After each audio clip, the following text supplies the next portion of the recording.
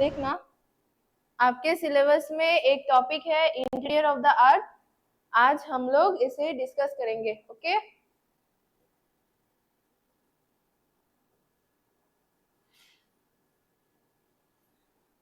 अच्छा, हमारे जो पूरे अर्थ है ना, पूरे अर्थ टोटल 5 लेयर से डिवाइडेड है।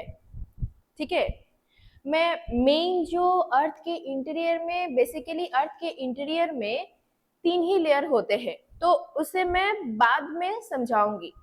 पहले देखो, यहाँ पर बताया है कि the earth interior and exterior has a layered structure. Earth के इंटीरियर में भी लेयर है, ठीक है ना, अर्थ के बाहर में भी है in its exterior, but earth के जो एक्सटीरियर है, बाहर की तरफ 5 लेयर्स होते हैं। ठीक है, ये सब लोगों को पता है आई थिंक। जैसे कि देखो यहाँ पर atmosphere, the gaseous envelope covering the earth. हमारे जो पूरे अर्थ है ना, इसे एक एनवेलप या फिर just like a blanket atmosphere ने कवर अप करके रखा है। ठीक है ना। अब एटमोस्फेयर का भी डिफरेंट लेयर्स होते हैं, ये अलग टॉपिक है। ठीक है, अब यहाँ पर सिर्फ इतना ही समझो कि हमारे जो अर्थ है, इसे पूरे जस्ट लाइक ए ब्लैंकेट या फिर एनवेलप इसे कवर अप करके रखा है। कौन? एटमोस्फेयर। क्लास को सीरियसली देखो, मैं एंड वक्त में क्वेश्चन पूछूंगी, सभी को आंसर देना पड़ेगा। ओके, अच्छा, ये जो अभी मैं लेयर्स बता रही हूँ या फिर पॉइंट्स बता रही हूँ, ये अर्थ के माने पृथ्वीर বাইরের দিকে লেয়ারগুলো আমি বলছি। ঠিক আছে, ফার্স্ট অফ অল जो था एटमॉस्फेयर, नेक्स्ट है hydrosphere, the layer of water. Okay, अब हमारे पूरे अर्थ में वाटर बॉडीज सबसे ज्यादा है। 70% हमारे अर्थ में वाटर ही है। वाटर बॉडीज हमारे अर्थ में 70% है। बाकी के जो 30% है ना, वो है लैंड। ठीक है, तो हमारे अर्थ में जो वाटर बॉडी है, इसे क्या बोलते हैं? हाइड्रोस्फीयर। ठीक है, गया second number point. Third number point क्या है? The lithosphere, the stony shell of the earth. जो 30% अर्थ में लैंड है, उसे बताया गया है लिथोस्फीयर। समझ में आया है? अच्छा, फोर्थ नंबर पॉइंट क्या है? The cryosphere. लिसन, बेंगोली में इसे सिर्फ एटमॉस्फेयर को क्या बोलते हैं? বায়ুমণ্ডল। एटमॉस्फेयर के बांग्लाয় বলা হয় বায়ুমণ্ডল, আর হাইড্রোস্ফিয়ার কে বলা হয় জলমণ্ডল। আমি লিখে দিচ্ছি।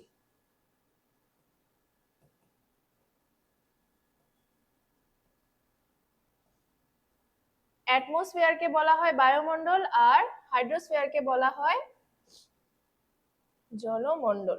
ओके, अच्छा, ये जो लिथोस्फीयर एंड क्रायोस्फीयर बायोस्फीयर है, बेंगोली में इसे ऐसे ही बोलते हैं, लिथोस्फीयर, क्रायोस्फीयर एंड बायोस्फीयर। अच्छा, चलो अब आते हैं क्रायोस्फीयर क्या है? The frozen water part of the अर्थ। अब हमारे पूरे अर्थ में वाटर भी है, ठीक है, लैंड भी है।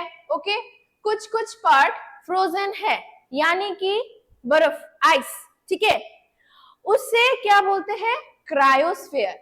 मतलब क्रायोस्फीयर का मतलब क्या है? The frozen water part of the अर्थ। हमारे जैसे कि एंटार्क्टिका एरिया में, अर्थ के नीचे यहाँ पर साउदर्न हेमिस्फीयर में क्या है? एकदम नीचे क्या है? एंटार्क्टिका है ना, तो वो एरिया क्या है? फ्रोजन एरिया है ना, वो एरिया फ्रोजन एरिया है, तो उसे क्या बोलते हैं? क्रायोस्फीयर। उस एरिया को या फिर उस लेयर को क्या बोलते हैं? क्रायोस्फीयर। लास्ट क्या है? The biosphere, the layer containing living organism. जिस एरिया में लिविंग ऑर्गेनिजम्स रहते हैं, जिस एरिया में लिविंग ऑर्गेनिजम्स रहते हैं, उसे क्या बोलते हैं? बायोस्फीयर। ठीक है, ये जो 5 लेयर मैंने अभी अभी बताया है, ये अर्थ का एक्सटीरियर लेयर है। ठीक है, first one atmosphere, second hydrosphere, lithosphere, cryosphere, biosphere. ये पूरे अर्थ का 5 लेयर है। मतलब एक्सटर्नल, इंटरनल अभी अभी मैंने नहीं बताया, ये सब एक्सटर्नल है। तो यहां तक समझ में आया है? समझ में आया है तो हाथ उठाओ। ओके, अच्छा, चलो नेक्स्ट चलते हैं। यहाँ पर बताया गया है अंडरस्टैंडिंग अर्थ इंटीरियर।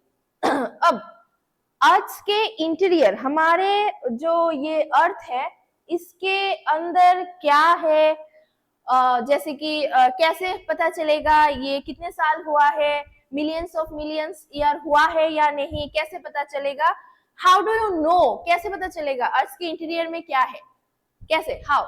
जैसे कि देखो यहाँ पर बताया है understanding physical features on land, जैसे कि the mountains, plateaus, seas etcetera we see today have been shaped by forces operating within earth.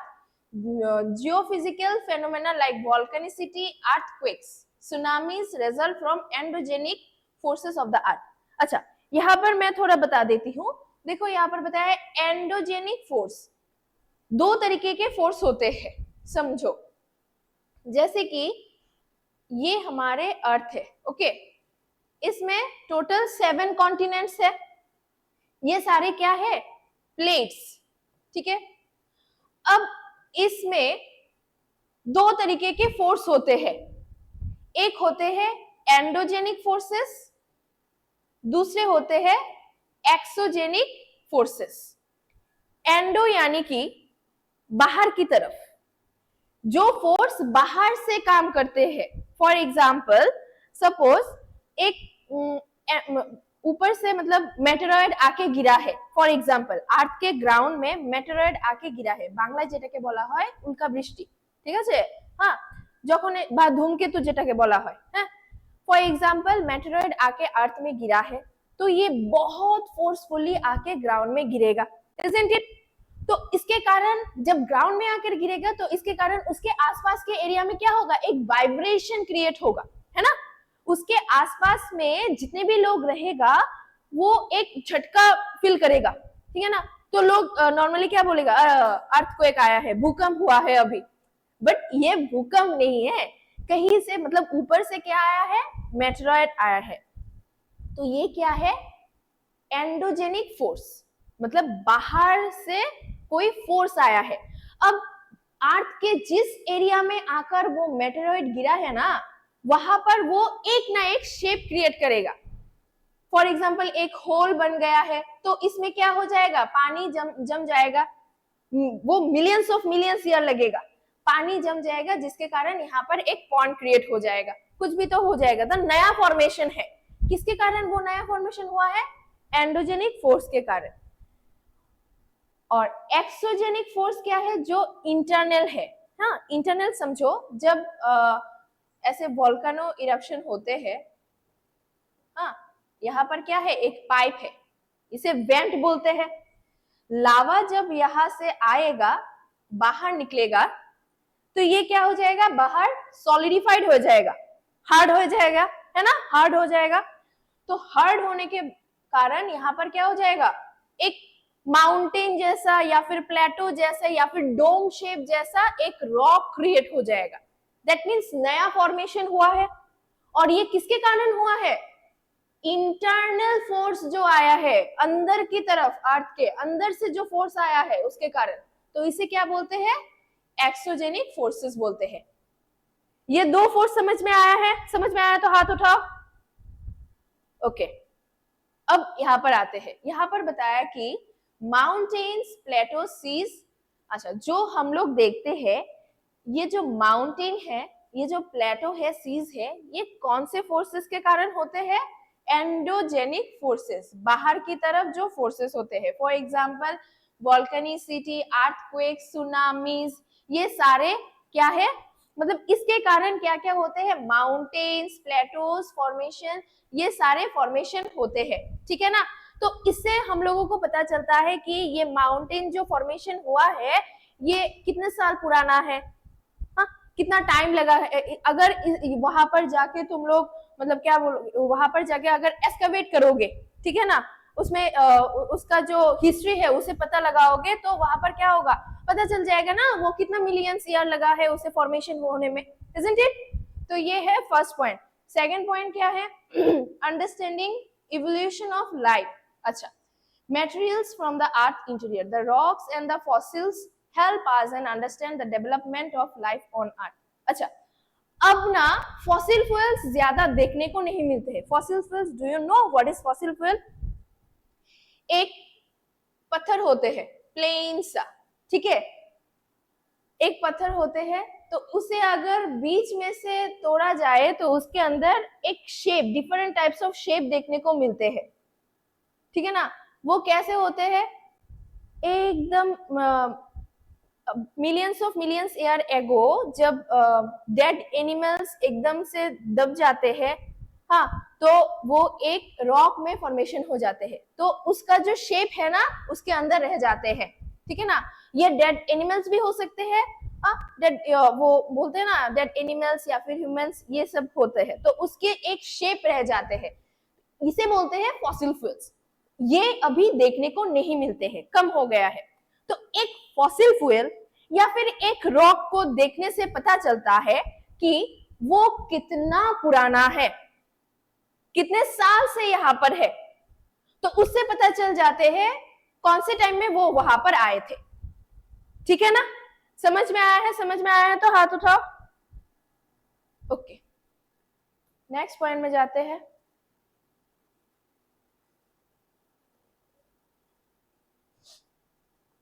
अच्छा, ये दो पॉइंट्स इंपॉर्टेंट है।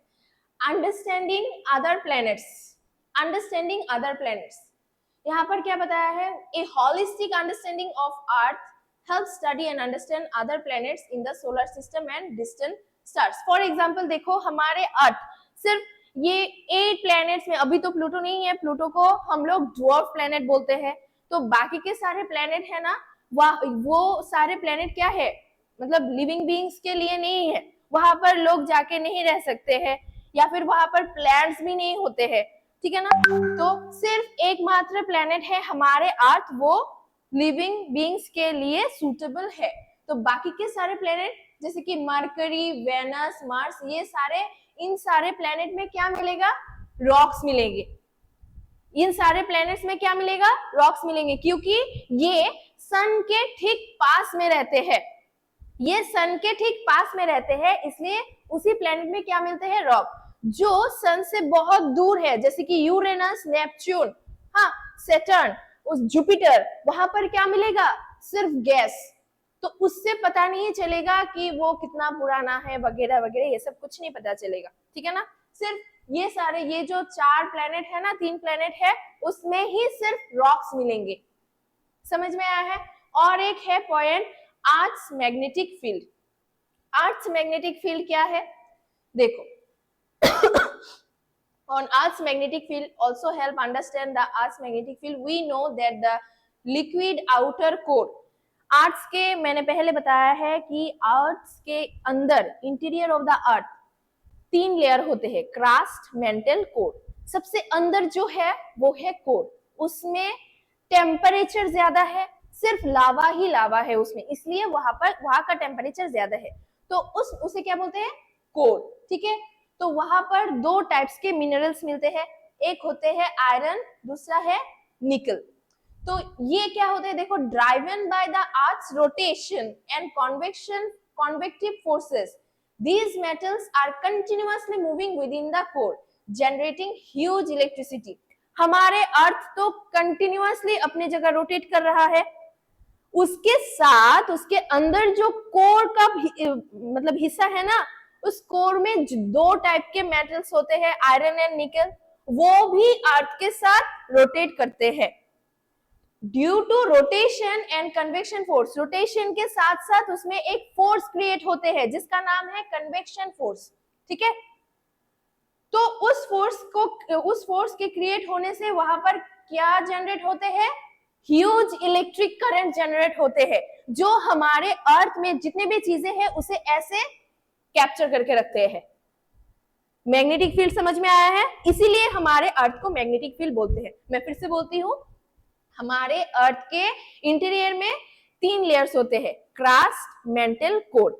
सबसे अंदर जो है वो है कोर, उसमें सिर्फ लावा ही लावा है, और इसीलिए वहां का टेम्परेचर हाई है। वहां पर 2 टाइप्स के मेटल्स मिलते हैं, एक है आयरन, दूसरा है निकल, ठीक है। तो हमारे अर्थ तो कंटिन्यू रोटेट कर रहा है, उसके साथ उसके अंदर में जो मेटल है ना वो भी रोटेट करते हैं।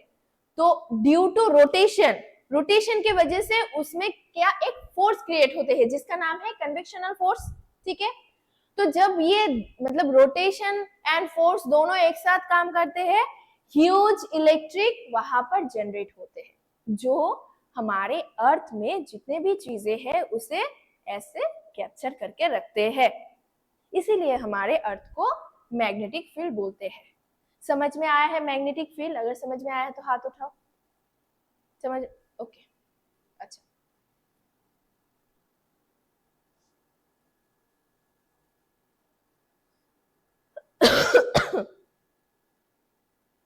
अच्छा, यहाँ पर देखो, sources of information on earth interior.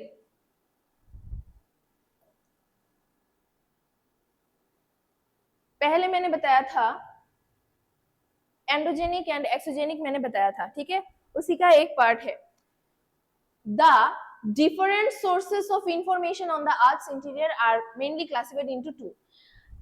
अर्थ के इंटीरियर में जो मतलब जैसे हम जिस सोर्स से हम लोगों को इंफॉर्मेशन मिलेगा अर्थ के अंदर क्या है, दो तरीके के सोर्स होते हैं। एक होते हैं डायरेक्ट सोर्स, दूसरा है इनडायरेक्ट सोर्स। ठीक है, एक नंबर 1 है डायरेक्ट सोर्स, दूसरा है इनडायरेक्ट सोर्स। डायरेक्ट सोर्स में क्या क्या होते हैं देखो, जैसे कि माइनिंग, ड्रिलिंग, स्टडिंग वॉल्केनिज्म, ये सारे। हाँ, फॉल्ट्स इन द क्रस्ट, जैसे कि एक एरिया फॉर एग्जांपल, इस एरिया में माइनिंग हो रहा है या फिर ड्रिलिंग हो रहा है, गोल्ड माइन होगा अभी, ठीक है, फॉर एग्जांपल सपोज यहाँ पर गोल्ड माइन होगा, तो गोल्ड तो एकदम अंदर से एकदम बहुत गहरे से लाना पड़ेगा, तो माइनिंग भी उतना ही गहरा होगा या फिर ड्रिलिंग भी उतना ही गहरा होगा, ठीक है ना।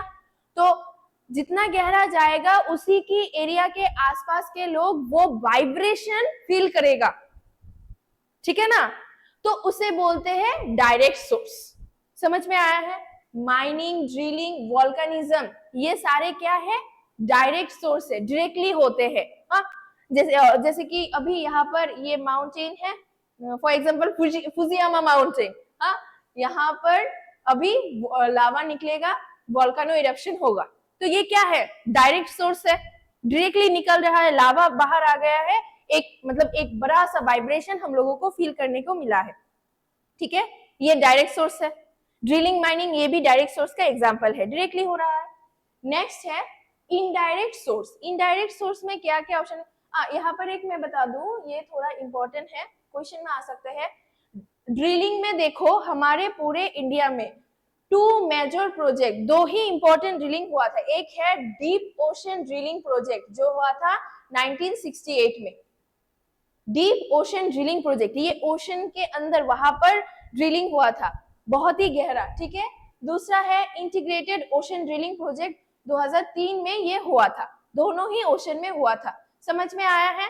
ये 2 ड्रिलिंग इंपॉर्टेंट है और ये डायरेक्ट सोर्स का एग्जाम्पल है। नेक्स्ट है इनडायरेक्ट सोर्स के एग्जाम्पल देखते हैं, चलो।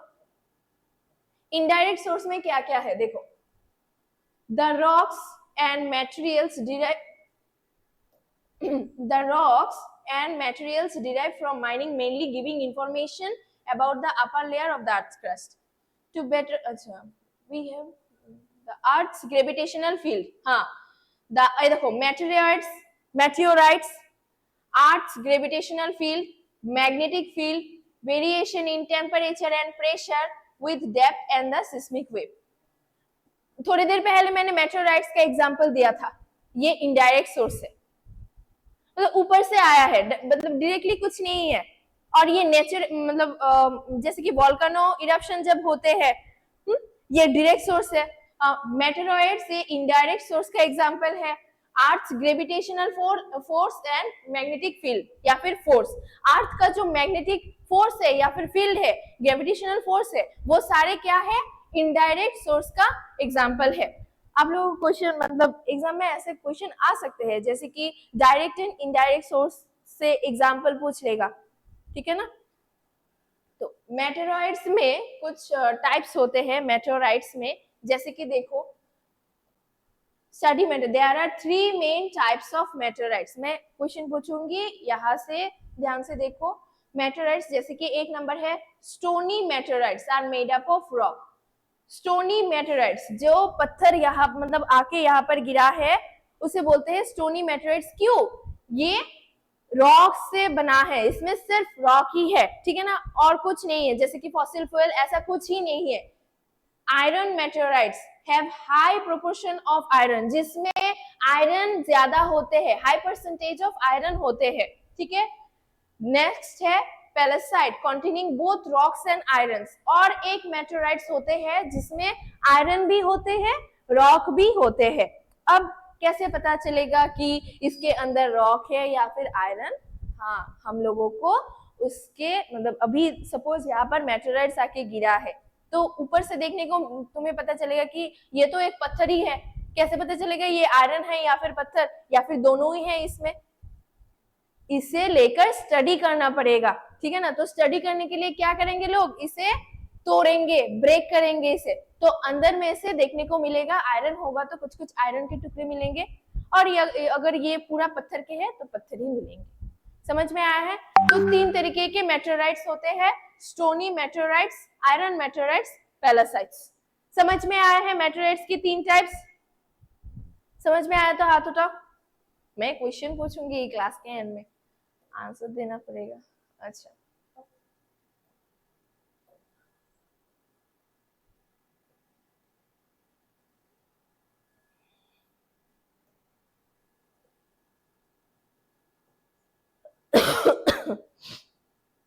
अच्छा यहाँ पर देखो, अर्थक्वेक जब होते हैं,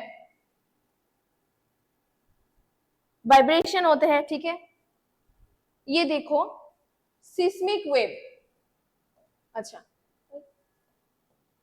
सिस्मिक वेव, सिस्मिक वेव क्या है? An earthquake is caused by the sudden release of energy build between crystal plate. Suppose ये हमारा अर्थ है, ठीक है, ये हमारा क्रिस्टल एरिया है, ये है मेंटल, ये है क्रस्ट, ये है मेंटल, और बीच का जो हिस्सा है ये है core. Okay, an earthquake is caused by the sudden release of energy build between crystal plate. आप लोग फॉर एग्जाम्पल एक एक्सपेरिमेंट करना, एक ग्लास में पानी लेके उसमें पेपर को कट करके रख देना, दो पेपर, तो ये कुछ देर बाद क्या करेगा? ऑटोमेटिकली मूवमेंट करेगा। अगर एक होगा, दो अलग हो जाएगा, या फिर एक साथ आएगा, या फिर आगे पीछे होगा, ठीक है, बट ये मूवमेंट करेगा, ठीक है ना। वैसे ही मेंटल में जो लावा है ना वो विस्कस है, उसका थिकनेस ज्यादा है, और कोर में जो लावा है वो मतलब उतना थिकनेस नहीं है, ठीक है, लाइट है। तो उस लावा के ऊपर ही हमारा जो क्रिस्टल एरिया है जिसमें हम लोग रह रहे हैं, हमारा जो ग्राउंड है रॉकी एरिया, वही मेंटल के ऊपर है, इसे रॉकी एरिया बोलते हैं। तो ये सारे प्लेट्स मूवमेंट करते हैं, जब भी मूवमेंट होते हैं तब भी अर्थक्वेक होते हैं, तभी वो जो वेव होते हैं ना उसका नाम है सिस्मिक वेव। अब ये मूवमेंट कैसे करेगा? हम जो ग्राउंड में है ना, हमारे जो प्लेट्स है ना वो एक लावा के ऊपर है, जब टाइम होगा वो ऐसे ऐसे मूवमेंट करेगा, थोड़ा एक दूसरे से एक टकरा जाएगा, थोड़ा सेपरेट हो जाएगा, हाँ, तो ये मूवमेंट करते हैं, जब भी मूवमेंट करते हैं तभी अर्थक्वेक होते हैं। और जो वेव होते हैं उस वेव का नाम है सिस्मिक वेव। समझ में आया है? अब इसका कुछ मतलब लेयर्स है, ठीक है, पहले इसे समझा देती हूँ, देन इस ड्राइंग को हम लोग देखेंगे। जैसे कि देखो,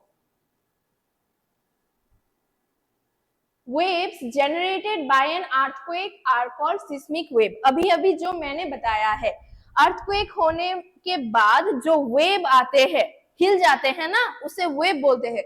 कौन सा wave? Seismic wave. This seismic wave travels through the earth in the form of vibration. जो वाइब्रेशन हम लोग फील करते हैं आफ्टर अर्थक्वेक, उसे क्या बोलते हैं? Seismic wave. The vibration are recorded and measured by an instrument called seismometer. जिस इंस्ट्रूमेंट में मेट्रोलॉजिकल डिपार्टमेंट में, अच्छा ठीक है, जिस इंस्ट्रूमेंट में वो वाइब्रेशन या फिर वो वेव रिकॉर्ड होते हैं, उस इंस्ट्रूमेंट का नाम क्या है? सिस्मोमीटर। समझ में आया है? The seismometer produces a graph called a seismogram which shows this vibration. अब ये एक इंस्ट्रूमेंट है, इंस्ट्रूमेंट का नाम है सिस्मोमीटर, और ये जो ग्राफ शो करते हैं कितना हाई हुआ है, कितना लो हुआ है, ठीक है, उसे बोलते हैं सिस्मोग्राफ। समझ में आया है? अच्छा, the seismic waves are broadly classified into two types, body wave, surface wave. अब ये जो वेव हम लोग फील करते हैं ना, ये दो तरीके के होते हैं, एक होते हैं बॉडी वेव, दूसरा होते हैं सरफेस वेव। बॉडी वेव यानी कि अंदर की तरफ एक मूवमेंट होगा जब अर्थक्वेक होते हैं। सरफेस वेव, सरफेस मतलब जहां पर हम लोग रहते हैं, जहां पर हम लोग फील करते हैं, वहां पर भी एक वेव होगा, ठीक है। अच्छा, the body waves originate from inside the earth, जो अभी अभी मैंने बोला है, and travel through different layers of the अर्थ। ये अर्थ है, ठीक है, अंदर की तरफ वाइब्रेशन हुआ है, जहां पर वाइब्रेशन होगा यहां पर ज्यादा फील होगा ना, ये ऊपर आते आते एकदम कम हो जाएगा, ठीक है। तो बॉडी वेव में वाइब्रेशन ज्यादा होते हैं। The body wave originate from inside and travel through different layers of earth. These wave reacts with rocks on the earth surface, they produce surface wave, ठीक है।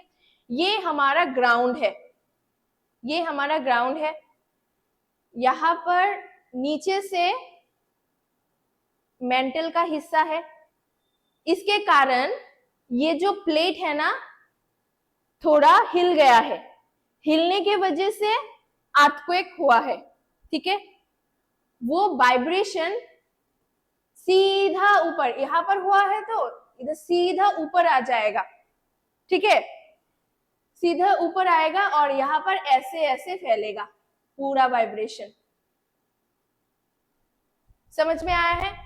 यहां पर हुआ है अर्थक्वेक इस एरिया में, ये सीधा उसी एरिया के ऊपर में चलेगा वाइब्रेशन, जाकर पूरे सरफेस में ऐसे हिल जाएगा। इसीलिए कुछ दिन पहले, 2-3 दिन पहले बांग्लादेश में एक अर्थक्वेक हुआ था 5.2, isn't it? सुबह 10 बजे आई थिंक हुआ था। तो उसी का बांग्लादेश के साथ कौन है? हमारे त्रिपुरा है, ठीक है ना, वहां पर अर्थक्वेक हुआ था, हम लोगों ने थोड़ा फील किया है, 5.2 हुआ था। समझ में आया है? तो इस एरिया के आसपास में जितने भी एरिया है ना, वो सब लोग उस वाइब्रेशन को फील करेगा। तो अंदर में, अंदर से जो वाइब्रेशन होते हैं ना, उस अंदर के वाइब्रेशन को क्या बोलते हैं? Body wave. जब ये सरफेस में आ जाते हैं उसे बोलते हैं सरफेस वेव, ठीक है। The body wave are further divided into 2 type. अच्छा, इस बॉडी वेव को 2 टाइप से डिवाइड किया गया है, एक है प्राइमरी वेव, एक है प्राइमरी वेव, दूसरा है सेकेंडरी वेव, ठीक है। प्राइमरी वेव क्या है? देखो, बॉडी वेव को, ये जो बॉडी है ना अंदर की तरफ, इसको 2 टाइप से डिवाइड किया गया है, एक है प्राइमरी, दूसरा है सेकेंडरी। तो प्राइमरी वेव क्या है? These wave are fastest travel, इसका जो ट्रेवलिंग पावर है ना ज्यादा फास्ट है, ठीक है। Seismic wave, they attain a speed, इसका स्पीड कितना रहते हैं? 5 to 14 kilometre per second, per second में 5 to 14 किलोमीटर जाते हैं। They are the first to reach the earth surface, सबसे फास्ट वो अर्थ सरफेस में पहुंच जाते हैं, इसलिए इसको बताया गया है प्राइमरी वेव, ये सबसे फास्ट मूवमेंट है, hence they are called primary wave, और इसे पी वेव भी बोलते हैं। अच्छा, पी वेव को कंप्रेशनल वेव भी बोलते हैं, लॉन्गिट्यूडनल वेव भी बोलते हैं, ठीक है। ये सभी पार्टिकल से जा सकते हैं, जैसे कि सॉलिड पार्टिकल से भी जा सकते हैं, लिक्विड पार्टिकल से भी जा सकते हैं, हाँ, गैसियस पार्टिकल से भी जा सकते हैं प्राइमरी वेव। समझ में आया है? प्राइमरी वेव में सिर्फ इतना ही याद रखो, प्राइमरी वेव बॉडी वेव का एक पार्ट है, वो सबसे फास्टेस्ट वेव है और इसका जो स्पीड है 5 to 14 किलोमीटर पर सेकेंड है और इसे कंप्रेशनल वेव बोलते हैं और लॉन्गिट्यूडनल वेव बोलते हैं। प्राइमरी वेव समझ में आया है? समझ में आया तो हाथ उठाओ। प्राइमरी वेव समझ में आया है तो हाथ उठाओ। Okay. S secondary wave, secondary wave क्या है? These waves have a speed lower than P wave. अब इसका स्पीड थोड़ा कम हो गया है प्राइमरी वेव से, प्राइमरी वेव का स्पीड ज्यादा है, सेकेंडरी वेव का स्पीड कम है, लोअर देन पी वेव, यानी कि प्राइमरी वेव। इसका स्पीड कितना है? 3.5 to 7.2 किलोमीटर पर सेकेंड। समझ में आया है? सिर्फ इतना, जो पॉइंट्स में अंडरलाइन करी हूँ उसे ही सिर्फ याद रखो, उसी में से आप लोगों का क्वेश्चन आ सकते हैं। इसे ट्रांसवर्स वेव बोलते हैं या फिर शेयर वेव्स बोलते हैं। समझ में आया है? प्राइमरी वेव का मूवमेंट फास्ट होते हैं और यहाँ पर सरफेस सेकेंडरी वेव का मूवमेंट कम होते हैं। प्राइमरी वेव का स्पीड होते हैं 5 to 14 पर सेकेंड किलोमीटर, सेकेंडरी वेव का स्पीड होते हैं 3.5 to 7.2 पर सेकेंड किलोमीटर। गया। प्राइमरी वेव को कंप्रेशनल वेव या फिर लॉन्गिट्यूडनल वेव बोलते हैं, सेकेंडरी वेव को ट्रांसवर्स वेव या फिर शेयर वेव बोलते हैं। ये दोनों किसके पार्ट है? बॉडी वेव के पार्ट है। बॉडी वेव के दो पार्ट समझ में आया है? समझ में आया तो हाथ उठाओ। ओके।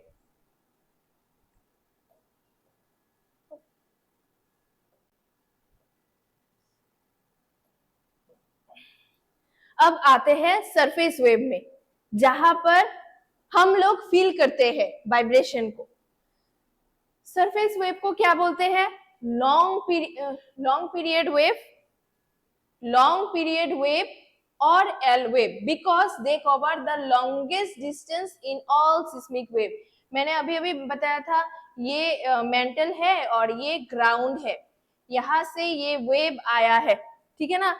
ये पूरे एरिया में ऐसे फैल जाते हैं वाइब्रेशन, तो इसीलिए इसे लॉन्ग पीरियड वेव या फिर एल वेव बोलते हैं, क्योंकि the longest distance of all seismic wave, पूरे एरिया को लेकर ये पूरा फैल जाते हैं जब अर्थक्वेक होते हैं, ठीक है?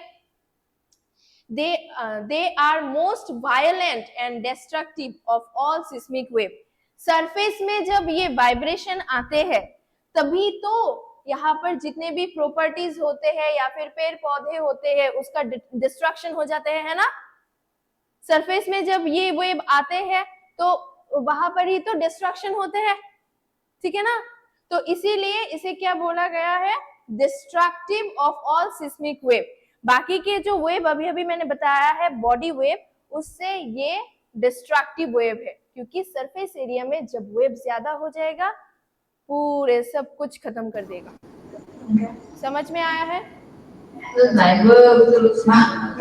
Vishramganj ST girls school.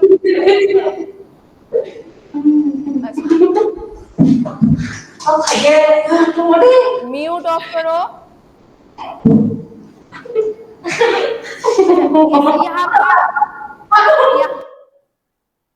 यहाँ पर देखो 3 वेव है, थोड़ा इलेबोरेटली यहाँ पर दिया गया है, मैं फिर से बताती हूँ।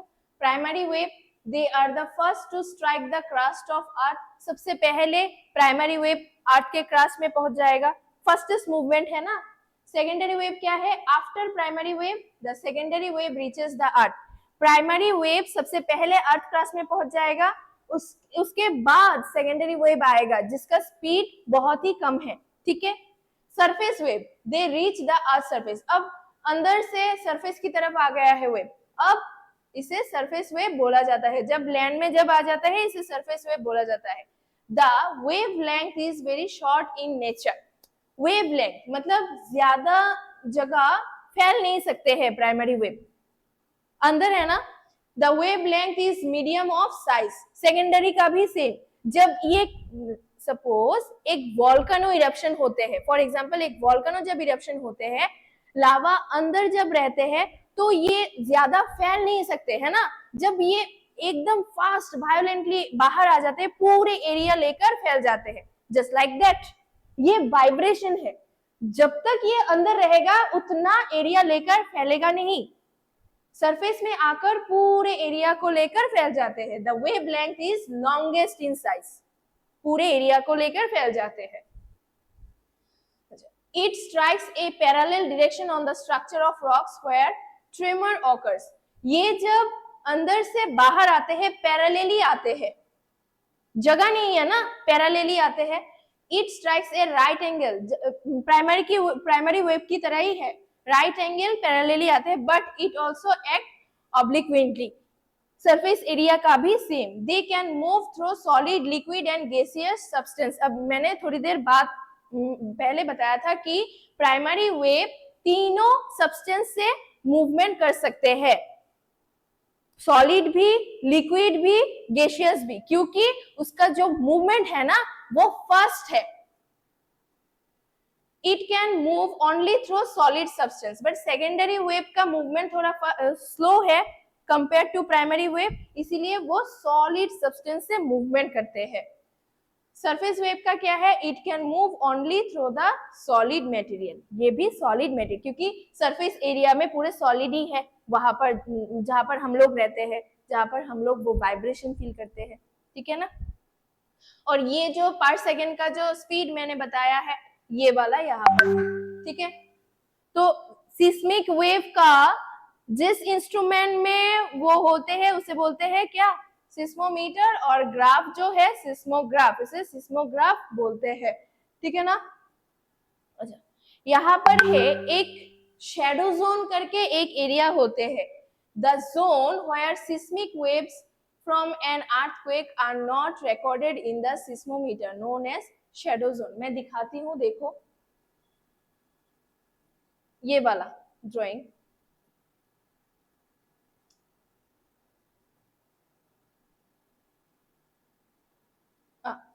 ये देखो प्राइमरी वेव जो है ना, ये सारे एरिया से ये मूव कर सकते हैं, गैसियस हो या फिर सॉलिड हो या फिर लिक्विड, पूरे एरिया से मूव वो कर सकते हैं, ठीक है।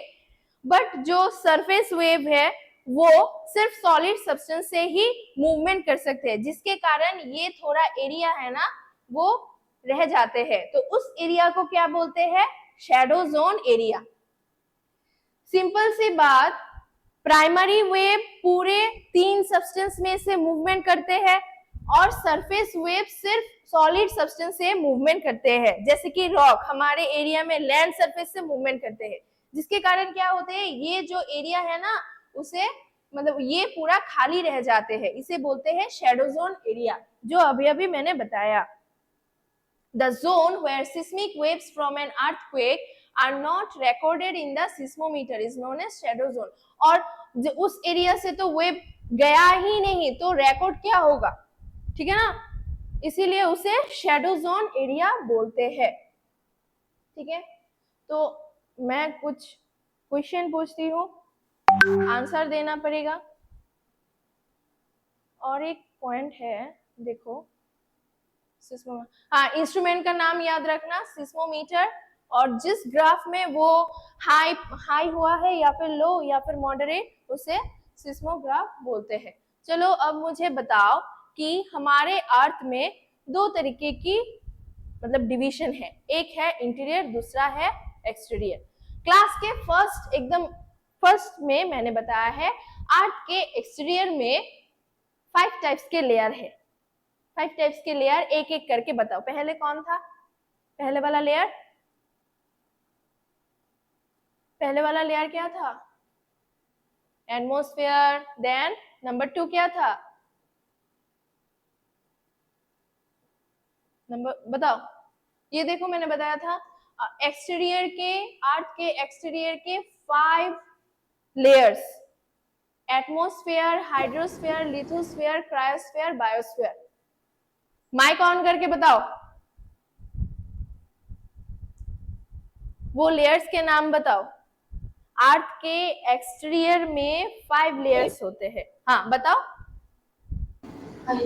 Atmosphere. Atmosphere, number 2 hydrosphere, 3, lithosphere, 4, cryosphere, and the last one biosphere, biosphere. biosphere, अच्छा, क्रायोस्फीयर किस एरिया को बोलते हैं? क्रायोस्फीयर किस एरिया को बोलते हैं? क्रायोस्फीयर बताओ, माइक ऑन करके बताओ, क्रायोस्फीयर किस एरिया को बोलते हैं? कौन से एरिया को क्रायोस्फीयर बोलते हैं? फ्रोजन एरिया मैंने बताया था ना, वो ड्रॉ करके, अर्थ के जो एकदम नीचे क्या है, यहाँ पर मैंने बताया था ना, क्या बताया था? अर्थ के एकदम नीचे साउदर्न हेमिस्फीयर है, एंटार्क्टिका है, और ये पूरे स्नो एरिया है। तो फ्रोजन एरिया को क्या बोलते हैं? क्रायोस्फीयर, है ना। फ्रोजन एरिया को क्या बोलते हैं? क्रायोस्फीयर। तो कौन से एरिया को क्रायोस्फीयर बोलते हैं, अभी बताओ, कौन से एरिया को क्रायोस्फीयर बोलते हैं? विश्रामगंज, एसटी गर्ल्स हॉस्टल, बताओ, अभी अभी मैंने बताया है, फ्रोजन एरिया को क्रायोस्फीयर बोलते हैं, ठीक है। अच्छा, और एक है source of information on earth interior, ठीक है। तो जो दो सोर्स मैंने बताया था, डायरेक्ट इनडायरेक्ट, कितने सोर्स है अर्थ के? कितने सोर्स है? दो सोर्स मैंने बताया था। नंबर 1 है डायरेक्ट, देखो नंबर 1 है डायरेक्ट सोर्स, नंबर 2 है indirect source. Direct source directly जो होते हैं, डायरेक्ट सोर्स में डायरेक्टली जो होते हैं, ड्रिलिंग, माइनिंग, ये सारे क्या है? Direct source. वॉल्केनो